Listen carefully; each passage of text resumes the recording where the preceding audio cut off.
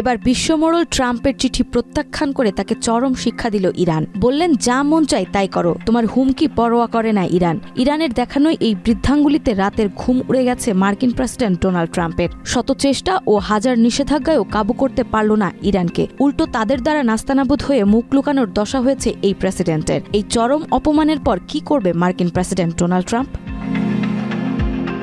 যুক্তরাষ্ট্রের চাপ ও হুমকির মধ্যে ইরান কোনো আলোচনায় বসবে না এমন কঠোর অবস্থান জানিয়েছে দেশটির প্রেসিডেন্ট মাসুদ পেজেশকিয়ান। মার্কিন প্রেসিডেন্ট ডোনাল্ড ট্রাম্পের প্রতি সরাসরি বার্তা দিয়ে তিনি বলেন, তোমরা যা খুশি তাই করো। 11 মার্চ ইরানের রাষ্ট্রীয় সংবাদ মাধ্যম এই বিষয়ে একটি প্রতিবেদন প্রকাশ করে। এতে বলা হয়, প্রেসিডেন্ট পেজেশকিয়ান স্পষ্টভাবে জানিয়েছেন, আমাদের জন্য এটা একেবারেই গ্রহণযোগ্য নয়। যে কেউ নির্দেশ দেবে বা হুমকি দেবে আর আমরা তাই মেনে নেব, আমি বা আমরা কেউ এমন পরিবেশে কোনো আলোচনায় যাব না।